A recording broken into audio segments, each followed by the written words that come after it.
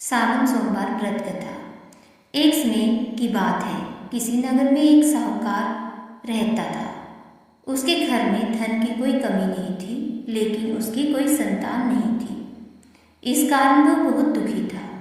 पुत्र प्राप्ति के लिए वह प्रत्येक सोमवार व्रत रखता और पूरी श्रद्धा के साथ शिव मंदिर जाकर भगवान शिव और पार्वती जी की पूजा करता था। उसकी भक्ति देखकर एक दिन माँ पार्वती प्रसन्न हो गई और भगवान शिव जी से उस साहूकार की मनोकामना पूर्ण करने का आग्रह किया।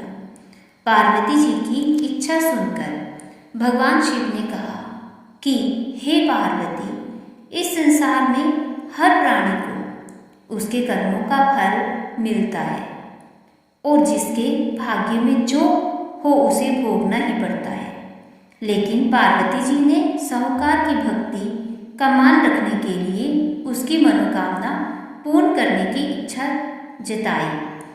माता पार्वती के आग्रह पर शिव जी ने साहूकार को पुत्र प्राप्ति का वरदान तो दिया, लेकिन साथ ही ये भी कहा कि उसके बालक की आयु केवल 12 वर्ष होगी।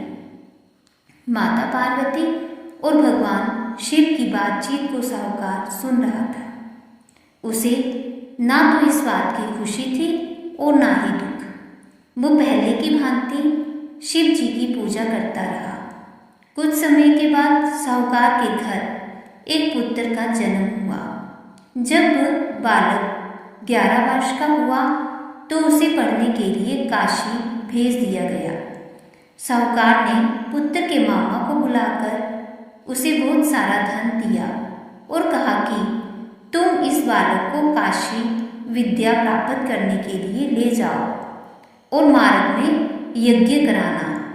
जहाँ भी यज्ञ कराओ वहाँ ब्राह्मणों को भोजन कराते और दक्षिणा देते हुए जाना।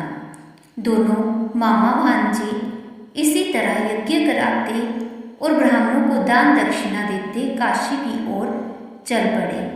रात में एक नगर पड़ा, जहाँ नगर के राजा की कन्या का विवाह था, लेकिन जिस राजकुमार से उसका विवाह होने वाला था वह एक आंख से काना था। राजकुमार के पिता ने अपने पुत्र के काना होने की बात को छुपाने के लिए एक चाल सोची। साहूकार के पुत्र को देखकर उनके मन में एक विचार आया। उसने सोचा, क्यों ना इस लड़के को दूल्हा बनाकर राजकुमारी से विवाह करा दूं। विवाह के बाद इसको धन देकर विदा कर दूंगा और राजकुमारी को अपने नगर ले जाऊंगा। लड़के को दूल्हे के वस्त्र पहनाकर राजकुमारी से विवाह कर दिया गया, लेकिन साहूकार का पुत्र ईमानदार था। उसे ये बात न्यायसंगत नहीं लगी। उसने अवसर पाकर राजकुमारी की चुन्नी के पल्ले पर लिखा कि तुम्हारा विवाह तो मेरे साथ हुआ है, लेकिन जिस राजकुमार के संग तुम्हें भेजा जाएगा वह एक आंख से काना है। मैं तो काशी पढ़ने जा रहा हूँ। जब राजकुमारी ने चुन्नी पर लिखी बातें पढ़ी तो उसने अपने माता पिता को ये बात बताई। राजा ने अपनी पुत्री को विदा नहीं किया, जिससे बारात वापस चली गई। दूसरी ओर साहूकार का लड़का और मामा काशी पहुंचे। वहां जाकर उन्होंने यज्ञ किया। जिस दिन लड़के की आयु 12 वर्ष की हुई उसी दिन यज्ञ रखा गया। लड़के ने अपने मामा से कहा कि मेरी तबीयत कुछ ठीक नहीं है। मामा ने कहा कि तुम अंदर जाकर सो जाओ। शिव जी के वरदानानुसार कुछ ही देर में उस बालक के प्राण निकल गए। मृत भांजे को देखकर उसके मामा ने विलाप शुरू किया। शोकवश उसी समय शिव जी और माता पार्वती उधर से जा रहे थे। पार्वती ने भगवान से कहा, स्वामी, मुझे इसके रोने के स्वर सहन नहीं हो रहा। आप इस व्यक्ति के कष्ट को अवश्य दूर करें।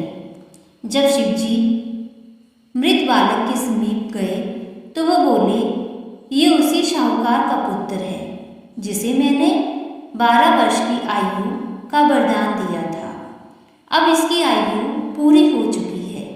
लेकिन मातृभाव से विभोर माता पार्वती ने कहा कि हे महादेव, आप इस बालक को और आयु देने की कृपा करें, अन्यथा इसके वियोग से इसके माता पिता भी तड़प तड़प कर मर जाएंगे।